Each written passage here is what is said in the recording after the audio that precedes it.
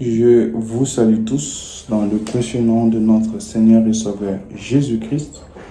Moi, c'est votre frère, Meshakanko Michael. Et c'est toujours avec joie, comme nous le disons, lorsque nous venons auprès de vous pour parler de la part de notre Seigneur Jésus-Christ. Aujourd'hui, nous venons avec un nouveau sujet. Nous avons pu mettre un point virgule sur notre sujet sur la foi dans le processus. Mais aujourd'hui, nous venons avec un nouveau sujet, un nouveau thème qui s'intitule Les temps de Dieu ou les temps selon Dieu. Ici, notre sujet, nous l'aborderons d'une manière aussi exhortative et nous prendrons aussi la forme de l'enseignement. Et vous voyez que nous sommes dans notre studio et nous le disons que cet endroit est pour nous, peuple de Dieu, un endroit de moment de partage. Chaque fois, Dieu nous fait grâce de l'améliorer petit à petit pour de rencontres peut-être hebdomadaires ou mensuelles sur un sujet et dans lequel nous allons parler de la part de notre Dieu à toute personne que Dieu attirera bien physiquement d'y participer. Et il y aura aussi cet espace, ce temps de questionner sur des choses liées à la parole de Dieu. Et il y aura aussi des moments de prière. Dès que vraiment nous terminerons sur des petites choses, des petits détails qui restent, nous communiquerons plutôt l'adresse afin que nous puissions se réunir. Nous l'avons déjà dit précédemment que ce lieu, nous n'allons pas nier à ne pas l'appeler l'église. Parce que l'église, c'est l'effet ou bien c'est l'endroit où le peuple ou le corps de Christ s'est réuni. Mais simplement la différence sera du côté administratif de l'église locale. C'est ce qui sera un peu différent. Parce que plusieurs de fois commencent ou bien peut débuter quelque chose avec une attitude de nier, de l'appeler ministère, de l'appeler quoi que ce soit. Mais il n'y a pas du mal là où le peuple de Dieu se réunit. Des fois même dans nos familles, c'est une église. Quand nous nous réunissons et nous prions et nous parlons de la part de Dieu, nous le voyons dans les Écritures, là où les gens se réunissaient dans une maison familiale et ils partageaient de la part de Dieu et ils n'avaient pas de honte de l'appeler église. La différence est que le lieu de partage aura une nuance en ce qui concerne le côté administratif de nos assemblées, nos églises locales. Parce que là, il y a un côté administratif et tant de départements par-ci, par-là, chose qui ne sera pas le nôtre. Et ça sera plus pour concentrer sur la qualité de notre foi et plus encore amener au peuple de Dieu de plus à l'intimité. Parce que des fois, dans nos assemblées, quand nous devenons un peu nombreux, il y a certaines choses qui échappent aussi. Car les ministres sont des humains et la pensée que nous avons voulu amener, c'est pour ces petites choses qui échappent de fois dans nos assemblées locales que Dieu, par ce biais de ces moments de rencontre, qu'il amènera afin que le peuple de Dieu se prépare de plus en plus à plus d'intimité, parce que l'idée de se réunir, elle est bonne et elle est aussi de Dieu. Mais il faut aussi ajouter ou associer cette pensée d'avoir ta relation intime avec Dieu et la rendre aussi prioritaire avec cette capacité d'expérimenter le Dieu dont on prêche particulièrement. Et des fois, il faut beaucoup d'attention aussi. C'est dans cette optique que Dieu nous amène à trouver c'est tellement petit l'espace. Mais ça n'empêche pas que 20, 30, 10, même voire 5 que nous nous réunissons pour partager de la part de Dieu. Le plus important est que si ce qui nous motive soit la pensée que Dieu a à son cœur pour préparer son épouse à sa rencontre, c'est ça le plus important. Je crois que j'ai assez parlé par rapport à ces projets et au moment venu, nous communiquerons l'endroit, l'adresse pour que nous puissions se réunir. Et à ces dons-là qui nous suivent de fois ou toujours par les biais des réseaux sociaux, cela ne se terminera pas. Et dans des moments de partage là, il y aura toujours assez dons qui physiquement qui sont loin de nous, que ce soit dans des autres villes du pays, dans d'autres pays du continent, dans des pays étrangers, dans des pays occidentaux, qu'ils aient aussi cette grâce, opportunité venant de notre Dieu par le biais des réseaux sociaux et de suivre aussi nos moments de partage et de prière. Et je crois que Dieu ne manquera pas à nous faire du bien. Je l'ai redit encore, moi c'est votre frère, le frère Meshakanko Michael. Et aujourd'hui, nous parlons sur le temps de Dieu ou le temps selon Dieu. Et au premier abord, je vous invite à prier ensemble, de laisser ce moment dans la main de notre Seigneur afin qu'il nous guide en toutes choses. Prions au nom de Jésus-Christ. Éternel notre Dieu, laisse que ta main toute-puissante accompagne ton peuple à travers ce moment, que ta lumière luise et que Seigneur ton peuple te rencontre, que toutes ténèbres soient ôtées par le biais de la connaissance de ta parole, car c'est toi la parole. Que ta présence vienne en nous, Seigneur, qu'il soit la réponse à nos questions, à nos préoccupations, Seigneur, que tu sois notre solution, Seigneur, par le biais de ce message, dans le nom de Jésus-Christ, notre Seigneur et Sauveur. Amen. Oui, je l'ai dit que nous parlons sur le temps de Dieu, le temps selon Dieu.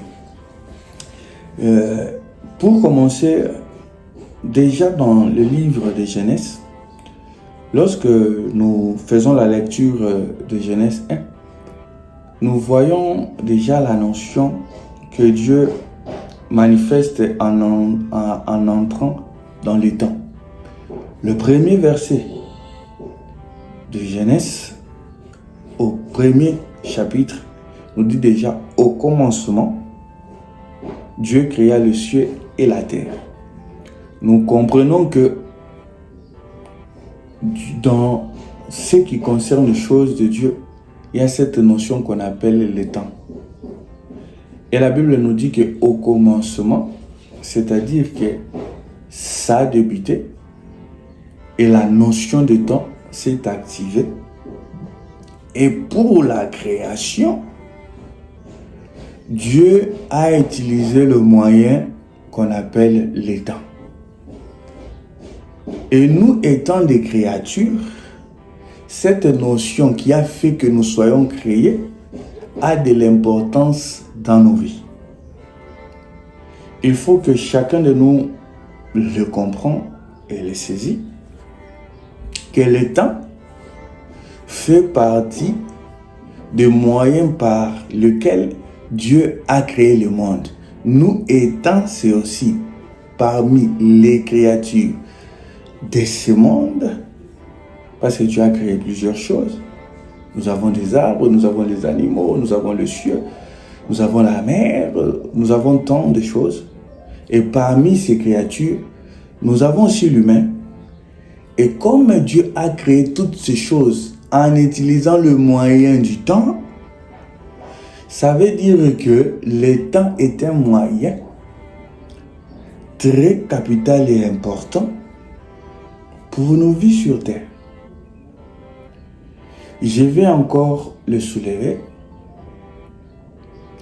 Vous allez voir même dans la nature, je crois que c'est 1 Corinthiens 11, là où l'Éternel, notre Dieu, par le biais de l'apôtre Paul, nous dit que même la nature nous enseigne sur les choses de Dieu. Lisons-le rapidement, cherchons-le.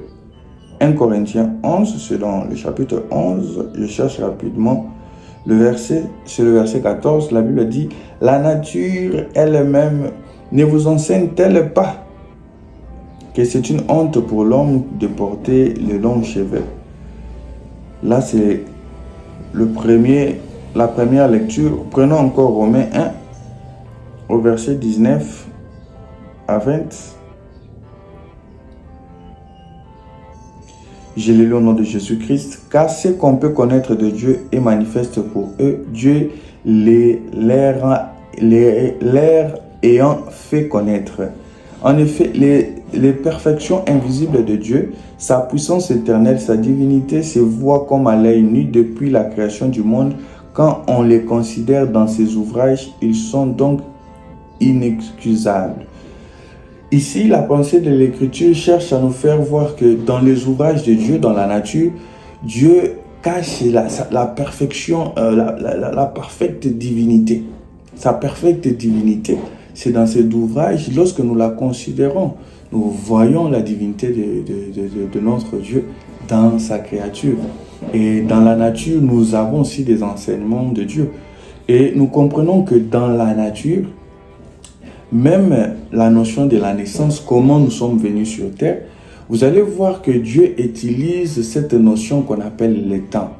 Même pour que le temps de la fécondité arrive chez la femme, c'est toujours une notion de temps.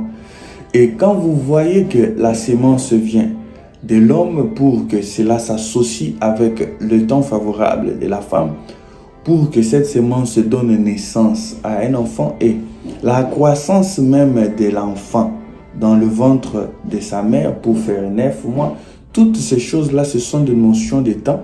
Mais vous allez voir que Dieu utilise cette notion comme des cycles, c'est-à-dire comme des saisons. Il y a un moment où nous devons d'abord y avoir le temps pour le bon moment favorable de la femme. Et il y a un temps que même la sémence de l'homme fait dans le corps de la femme. Tout est lié par le temps, mais le temps manifesté comme une saison, comme un cycle de moments à laquelle que Dieu utilise. Et même la croissance de la sémence de l'homme dans le ventre de la femme a aussi une période. C'est un cycle. Même le moment favorable, l'ovule dans le corps de la femme a aussi un cycle pour y être fécond. Vous comprenez que Dieu utilise cette notion du temps, mais il l'utilise sous forme de cycle. C'est pour cela, même dans la création, Dieu a fait le premier jour. Il pouvait bien faire toutes les choses en un seul moment. Mais il a utilisé cela comme de cycle, comme de moments. Le premier jour, Dieu dit que la lumière soit. Le deuxième jour, il sépare les eaux d'avec les eaux. Le troisième jour, il fait sortir la terre dans les eaux.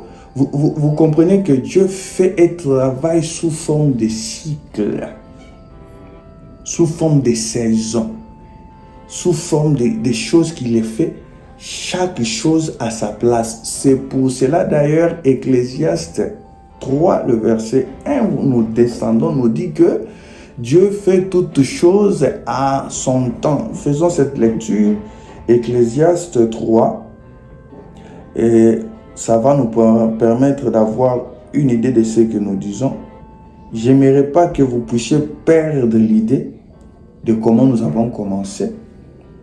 La Bible dit dans Ecclésiaste 3, le verset 1, je l'ai lu au nom de Jésus-Christ, il y a un temps pour tout, un temps pour toutes choses sous le ciel. Vous comprenez que Dieu fait un temps, mais ce temps, quand vous le comprenez, c'est sous forme d'un cycle. Il y a un cycle où il y a un moment où la femme manifeste le moment favorable de la fécondité. Il y a aussi un temps qui ne les manifeste pas. Vous comprenez qu'il y a la notion du temps, mais Dieu, lorsqu'il a mis sur terre, il lui donne la notion des cycles dans ce qui concerne les temps. C'est important que nous puissions le savoir. Parce que ici, nous voulons comprendre les temps selon Dieu. Parce qu'il y a un temps selon nous les hommes, et encore, à plus forte raison que le péché est entré dans l'humanité, ça a encore bouleversé la notion du temps. La Bible encore nous parle même dans le dernier temps. L'Antichrist viendra aussi bouleverser ce qui concerne la notion du temps. C'est pour cela que nous devons savoir, nous étant enfants de Dieu, nous avons notre façon de voir les choses, nous avons notre façon de voir les temps qui se diffère du monde. C'est ce que nous cherchons à soulever par le biais de ce message. Nous avons d'abord compris que la création est liée à la notion du temps. Et la notion du temps à laquelle que Dieu nous fait voir dans sa création, elle est liée sous forme et Dieu les manifeste sous forme de cycles. C'est-à-dire le premier jour, Dieu a fait quelque chose, le deuxième jour, le troisième jour, Dieu fait les choses petit à petit. Dieu fait les choses chacun à sa place, chacun à sa saison, chacun à son temps. C'est d'ailleurs, Ecclésiaste 3:1 vient nous appuyer à ce que nous disons en disant qu'il y a un temps pour tout. Nous avons pris un exemple naturel en ce qui concerne la femme pour la bonne compréhension. Nous allons le trouver même dans la sémence pour planter. Pour les arbres, tu vas mettre une sémence. Il y a un temps que cette sémence doit mourir sur terre et se développer sur terre et sortir encore et devenir un arbre et produire aussi des fruits. Mais pour y arriver dans cet objectif, Dieu utilise le moyen du temps, mais il l'utilise sous forme de cycle. Et il y a chaque chose à son temps. Il y a un temps pour y mettre la semence, il y a un temps pour arroser, il y a un temps que cela va croître et il y a un temps que cela va commencer à produire des fruits. Et même en produisant des fruits, il y aura aussi cette notion de cycle, toujours de saison, que la saison, elle est bonne pour ce fruit, la saison, elle n'est pas bonne pour ce fruit. C'est ainsi que Dieu créa les choses sur terre avec cette notion-là. Mais pourquoi Dieu utilise le temps? Le temps est un moyen par lequel Dieu utilise pour travailler, pour préparer, pour transformer de la vie à la mort, de la mort à la vie, pour aménager. Maintenant, pour faire tout ce travail, Dieu utilise le moyen du temps. Pour qu'aujourd'hui, nous parlons de cette terre, Dieu a utilisé la notion du temps. Dieu a travaillé pendant 6 jours et il s'est reposé pendant au 7e jour. Il y a cette notion du travail et du repos. C'est pour cela d'ailleurs, dans la vie quotidienne, nous travaillons 5 à 6 jours et nous reposons soit les dimanches pour reprendre encore le travail. Cette notion-là, elle est liée à la création parce que nous voyons Dieu travailler et nous voyons Dieu se reposer au 7e jour. Mais il y a quelque chose que nous devons soulever ici. Le repos n'est jamais venu avant le travail. Dieu a toujours eu le repos après avoir travaillé.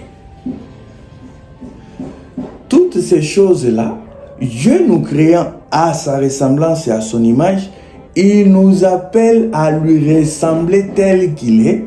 C'est pour cela que nous devons regarder l'original ou la réalité qui est Christ pour que nous, l'image, nous puissions suivre cette notion.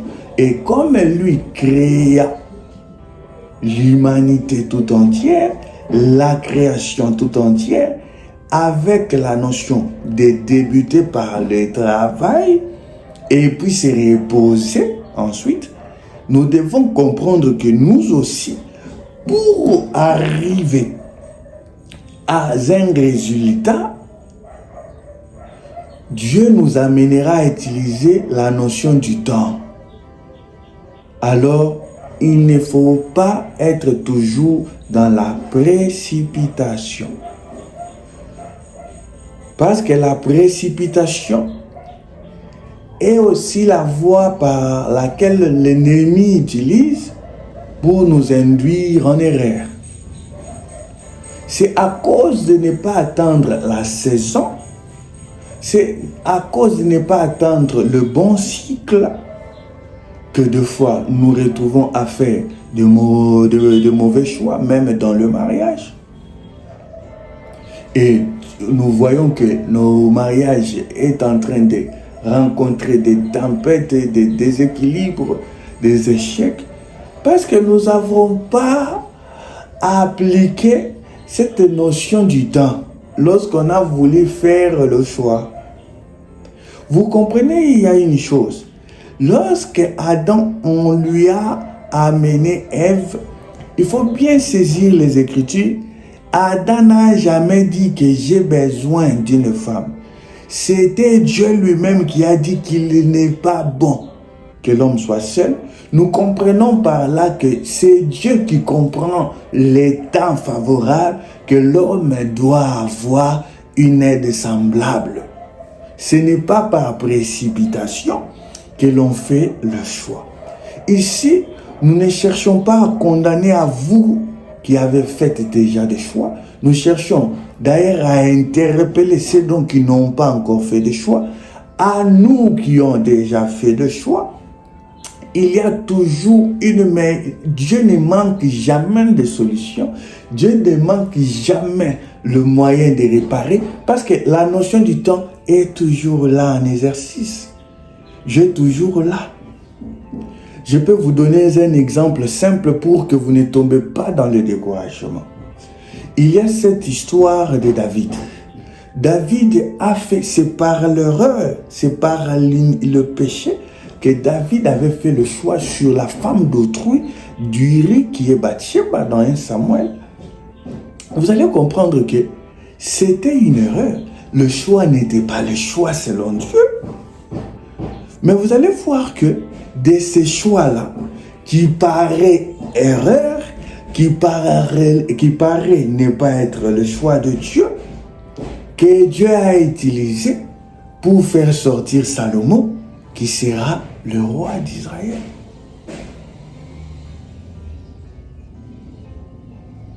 C'est pour cela qu'il ne faut pas, en ce moment, lorsque nous parlons ainsi, que l'ennemi ne vous séduise pas, comme si ce message a pour but de vous condamner, mais la parole de Dieu aussi confronte le cœur à la vérité. Afin que tu puisses faire un diagnostic de ta vie, toi mon frère, toi ma soeur, que si c'était le cas, il ne faut pas aussi fuir. Si c'était le cas, que ce n'était pas le temps que Dieu avait choisi pour moi sur tel domaine, sur tel projet, je l'ai fait par précipitation. Il y a toujours de la grâce disponible pour toi, mon frère et ma soeur. Mais ici, n'oublions pas que Dieu a une vision globale. Il doit aussi parler à ceux dont-là qui n'ont pas encore fait ces choix, même dans le mariage, pour qu'ils puissent être interpellés par ce message et en faire un bon choix. Et à nous qui sommes déjà mariés, peu importe le choix. En ce moment, la question ne sera pas que, ou la question ne sera pas seulement que, est-ce que j'ai fait le bon choix selon la voie de Dieu, ou est-ce que je n'ai pas fait le choix selon la voie de Dieu?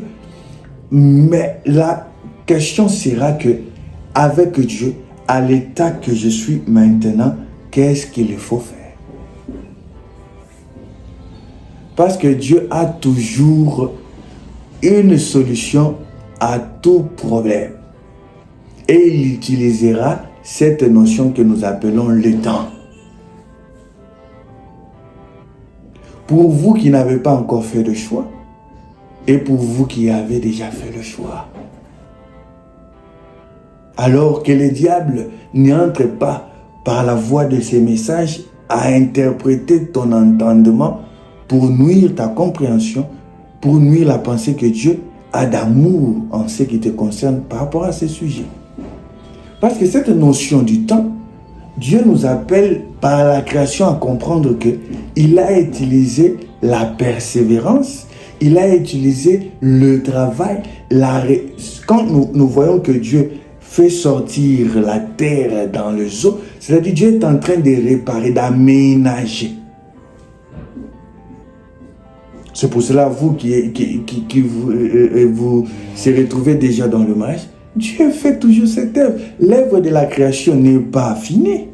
Dieu est en train toujours de créer jusqu'à ce moment. Parce qu'il faut savoir que nous sommes dans la marche pour une création éternelle et incorruptible. Quand nous porterons cet corps incorruptible et nous serons avec l'époux à l'annonce Christ. C'est-à-dire la création est toujours là. La création est toujours en vigueur. Dieu est en train toujours de travailler en nous. La notion de la création s'exerce jusqu'à présent dans l'humanité. Que la mort physique ne nous trompe pas. D'ailleurs, dans la mort, nous comprenons que même ces graines, pour qu'à un moment donné, donne de l'arbre ou du plante, doit mourir, doit se transformer. Parce que dans la notion du temps, lorsque Dieu est en train de travailler, il y a une part visible et il y a une part invisible. Même lorsque Dieu crée le cœur dans le ventre de la mère, dans l'enfant qui est là, au-dedans, c'est une création ou un travail que Dieu est en train de faire dans l'invisibilité. Mais du côté visible, Dieu aime s'associer à l'homme parce que nous sommes créés à son image. C'est là où vous allez voir que la mère doit appliquer certaines disciplines, de ne pas se retrouver à prendre tant des alcools. C'est pour le bien de l'enfant qui est dedans. Là, ce côté visible et le côté invisible, Dieu est en train de créer. Le corps, il donne la forme dans le ventre de la mère. Qui le voit? Qui sait comment ce liquide-là devient à un moment donné la chair et le corps, qui les saisit. Et la manière dont Dieu est en train de transformer aussi ta situation de la manière invisible, qui le voit, toi applique le côté dont Dieu nous associe, c'est ce côté visible, à la prière, au jeûne, à la foi, à la persévérance, pendant que Dieu est en train déjà de faire quelque chose, de la manière dont nous ne voyons pas, la manière dont la graine, ces graines-là se décomposent à la terre pour sortir comme une plante. Dieu est en train de travailler déjà quelque chose en toi. Ça paraît encore que tu es faible, mais il y a déjà un travail en toi.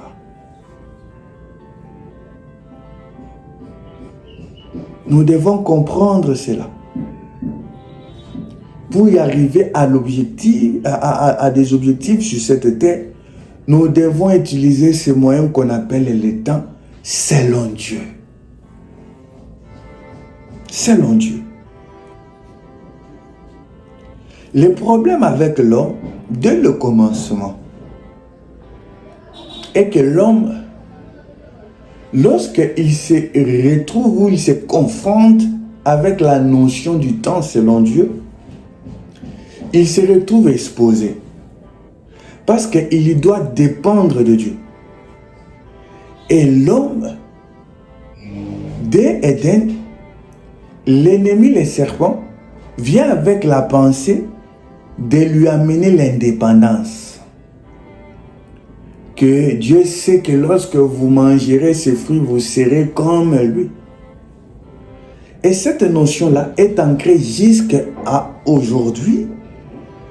Vous voyez que l'homme veut maîtriser le programme, veut maîtriser les choses. Lorsqu'il voit que le temps dépasse, ça dit selon lui, il veut que les choses se déroulent comme lui veut. Et il a peur de la dépendance.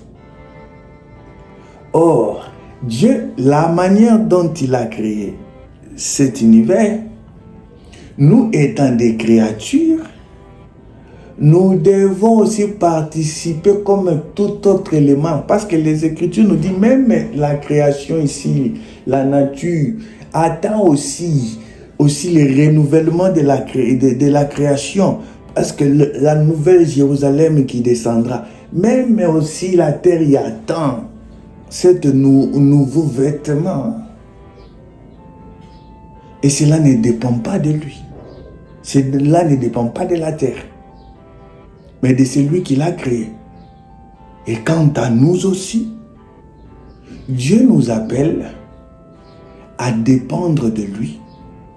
Parce que quand nous comprenons, quand nous faisons la lecture d'Ecclésiaste 1 et 3 au verset 1, nous descendons, la Bible dit qu'il y a un temps pour tout, un temps pour toutes choses sous le ciel, un temps pour naître, un temps pour mourir, un temps pour planter, un temps pour arracher ce qui a été planté, un temps pour tuer, un temps pour guérir, un temps pour abattre, un temps pour bâtir, un temps pour plaire, un temps pour rire, un temps pour se lamenter, un temps pour danser, un temps pour lancer des pierres, un temps pour ramasser des pierres, un temps pour embrasser, un temps pour s'éloigner des embrassements, un temps pour chercher, un temps pour perdre, un temps pour garder, un temps pour jeter, un temps pour déchirer, un temps pour coudre, un temps pour se taire, un temps pour parler, un temps pour aimer, un temps pour haïr, un temps pour la guerre, un temps pour la paix. Quel avantage celui qui travaille retire-t-il dans sa peine?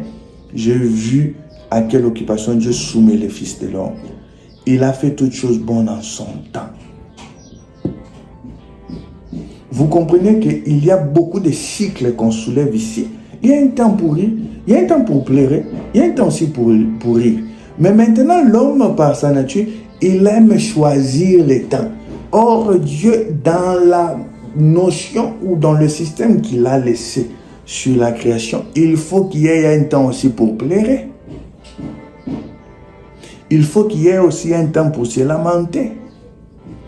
Mais maintenant, l'homme veut être dépendant. Il cherche à programmer ses propres cycles, ses propres saisons à lui. Évitons tout ce qui est dû, tout ce qui lui amène à cette... Parce que quand nous parlons que Dieu a créé, en créant, il a transformé, en disant que dans la terre, que les herbes sortent, les plantes sortent, c'est une transformation. Dieu est en train de transformer la terre. Cette transformation, c'est une notion de douleur. Même quand nous voyons qu'il y a l'enfantement, quand on donne naissance, c'est une notion de douleur. Mais ça donne naissance. Maintenant, l'homme aime ôter la douleur pour choisir ses moments propres à lui. C'est là où se crée le problème. Pour arriver à un projet, à une réussite, il faut mettre tous ces deux cycles-là. Le temps de pleurer, le temps aussi de rire. Le temps de se lamenter, le temps aussi de danser. Le temps de la guerre, le temps aussi pour la paix. C'est en ces moments-là que nous donnerons même la valeur à la paix que nous recevons. S'il n'y a pas de ténèbres, nous ne comprendrons point la valeur de la lumière. C'est pour cela que Dieu met du ténèbre pour nous donner la compréhension sur la valeur de la lumière. Des problèmes que nous rencontrons même sur cette terre, est-ce que vous le savez que c'est Dieu qui les permet pour que nous puissions comprendre que cette terre et le système de cette terre n'est pas un paradis. Pour que nous cherchions d'ailleurs le paradis. Et si tout était bien sur terre, qui voulait chercher le royaume, qui voulait chercher le paradis, ça voulait intéresser qui? La valeur du paradis dépend des anomalies que nous trouvons sur terre. C'est pour cela que Dieu est celui qui crée même l'adversité. C'est de lui qui vient de mort. Et c'est lui-même qui crée cela et qui donne la solution pour enfin que nous puissions comprendre ou avoir la compréhension exacte de la valeur des choses que nous recevons de lui. Je crois que Dieu nous fasse grâce. Nous sommes dans plus de 36 minutes déjà. Que nous puissions arriver soit dans 40 ou 45 pour mettre un point virgule. Que chacun de nous saisit que pour y arriver à un objectif, à un but, parce qu'après chaque cycle, Dieu prononçait une phrase que cela est bon. Dans la création, quand il est fait, il disait que cela est bon. C'est-à-dire l'objectif a été atteint par rapport au cycle. Ne brûle pas les étapes. Il y a plusieurs qui cherchent à apparaître déjà même dans le ministère, pendant que ce n'est pas encore l'étape. Dieu ne veut pas encore que le ministère puisse crier au devant des gens, parce qu'il y a certaines choses que Dieu veut améliorer en toi, en nous. Il ne faut pas brûler les étapes, il ne faut pas vouloir qu'à tout prix que tu sois connu. Non, ce n'est pas le but du ministère. Tu as fait le travail. Ce que Dieu attend de nous dans tous les cycles, même lorsque c'est le temps de se lamenter, même lorsque c'est le temps de danser, Dieu attend de nous toujours de l'obéissance. Dieu attend de nous toujours de la foi. Parce qu'il y a ces dons-là aussi qui se perdent même dans le moment de réjouissance. Ne croyons pas qu'il y a ces dons-là qui perdent la foi quand il y a souffrance. Il y a ces dons qui les perdent même quand ils sont encore bénis. Quand ils sont d'ailleurs bénis, ils oublient l'éternel Dieu. C'est pour cela, Dieu attend de nous, dans tout, de lui faire confiance, d'être ce sacrifice-là sur son autel, de se donner à lui. Comme Romain nous l'a dit, de donner notre corps comme des offrandes agréables. Que nous soyons et que nous demeurions des sacrifices à lui. C'est-à-dire des gens qui se donnent à lui, des gens qui sont dépendants de lui. Malgré tous les temps, toutes les étapes que nous pouvons rencontrer dans nos vies. Tu es dans quel temps? Le temps de la maladie. Sache qu'il y a aussi un temps pour la guérison. Et pour toi, peut-être ce moment. Parce que celui qui règne et qui est le maître, c'est Dieu lui-même. Toi, demeure seulement dans la foi. Et c'est cette foi-là, quand il rencontre le temps de Dieu, tu verras la main de l'Éternel.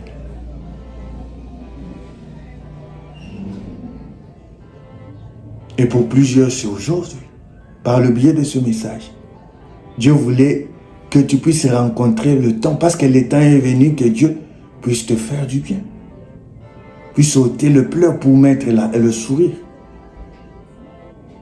Toi, garde toujours cet état de la foi, cet état de l'obéissance, cette vie de prière, cette vie de jeûne, cette vie de crainte de l'Éternel. Toi, demeure dans cette lignée-là. Et que le temps, selon Dieu, ce travail-là te rencontre dans ça. Car il faut savoir que nous, comme nous l'avons dit au début, que Dieu nous a créé à son image et à sa ressemblance. Et il veut que la notion du temps et la manière dont Dieu utilise le temps comme un moyen pour faire un travail, pour aménager, pour réparer, pour transformer, pour amener quelque chose dans un but final. Dieu nous appelle aussi à vivre comme lui, car il nous appelle à l'imiter. Alors, nous aussi, nous devons bien utiliser le temps. et savoir aussi discerner quel est le temps. Or, pour bien discerner, il faut être en communion avec le Saint-Esprit. Parce que c'est lui qui connaissait le temps, qui connaissait les choses cachées. Et cette sensibilité-là, dans cette union, dans cette intimité avec le Saint-Esprit, qui nous permettra de savoir quel est le cycle que nous vivons. Parce que nous pouvons être dans le cycle des lamentations. Toi, tu penses que tu es dans le cycle des danseurs. Ce n'est pas au deuxième jour que Dieu a fait sortir la terre. Tu ne peux pas être dans le deuxième jour du travail de ta vie et toi tu penses que tu es dans le troisième. Tu brouilles les étapes. Alors pour marcher en symbiose avec la volonté de Dieu, il faut que sa présence soit en toi, qui est son esprit, qui te permettra de marcher avec lui, de marcher selon ce voie. Et c'est pour cela, ce message a pour but d'appeler le peuple de Dieu à la persévérance, à redonner encore cet amour, parce que Dieu, lorsqu'il créait, c'était avec amour. Lorsqu'il créait, c'était avec joie. Et que cette notion-là d'amour regagne ton cœur, même dans le pleur. La paix là que le Saint-Esprit donne soit ton partage, même au devant de tempête. Toi demeure dans le temps selon Dieu. Le monde viendra comme les serpents pour venir amener à te pousser à dépendre de toi. Comme si tu crois que ton épanouissement, la réussite de ton projet, que ce soit l'épanouissement du ministère, que ce soit du mariage, de tes enfants, quoi que ce soit, viendra lorsque tu es indépendant de la voix du Seigneur. Lorsque tu feras des calculs selon la sagesse des hommes. Non, loin de là. Loin de là. Le temps selon les hommes, les raccourcis selon les hommes, donnent aussi des résultats. Nous ne sommes pas là pour les nier. Mais ils sont toujours éphémères. À un moment donné, ils rencontrent toujours de l'opposition, des limites. Mais le temps selon Dieu ne vacille point. Et le temps selon Dieu réussit toujours. Et ça amène toujours au repos. Parce que la notion de ce repos renouvelé que nous avons sur cette terre est simplement ce qui cache cet repos éternel qui nous attend à vivre dans l'éternité. C'est pour cela, nous étant enfants de Dieu, nous devons comprendre très bien et chacun de nous se situe dans quel cycle du temps, selon la pensée de Dieu, il se retrouve. Et qu'il y demeure persévérant, persévérante, patient en cela.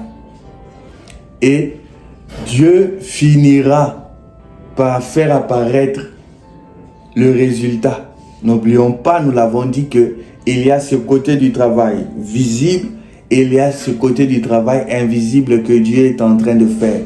La chose que Dieu t'a promis, il est en train déjà de l'arranger, de l'aménager. Parce que Dieu connaissait la notion de ça. Il fait toutes choses bonnes en son temps. Il les prépare. Pas selon nos calculs, pas selon nos calendriers. Que tu te retrouves aujourd'hui, que tu as de la trentaine, de la quarantaine. Ça, c'est nous.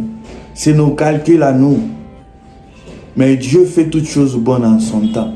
Et cette notion du temps, lorsque ce côté travail invisible de Dieu s'associe de ce travail invisible que nous faisons ensemble et ça marche en symbiose, ça produit des résultats.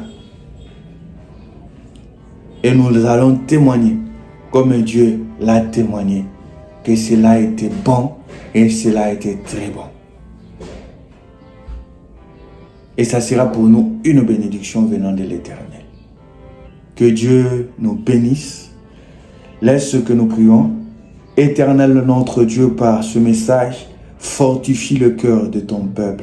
Fortifie, Seigneur Jésus-Christ, la foi de ton enfant. Seigneur, qui se retrouve quelque part abattu, Jésus-Christ, par des problèmes, par des tempêtes, par des attaques, Père éternel. Laisse que, Seigneur, par la compréhension, Seigneur, ait du temps selon toi, Jésus. Que, Seigneur, tu apportes la paix dans son cœur. Que tu apportes la joie que donne le Saint-Esprit. Que, Seigneur Jésus-Christ, ce message soit, Père éternel, la réponse, Seigneur, à ces temps que, Seigneur Jésus-Christ, ton Fils, Père, ta fille attend, Seigneur, perduré pour un résultat. Que ce message soit, Père éternel, le temps que Dieu tu manifestes et que tu les parles comme un signe. Voici le temps de Dieu et qu'il voit ton miracle et que le miracle de l'Éternel soit manifeste dans la vie de ton peuple en ce moment par cette prière au nom de Jésus-Christ notre Seigneur et Sauveur. Amen.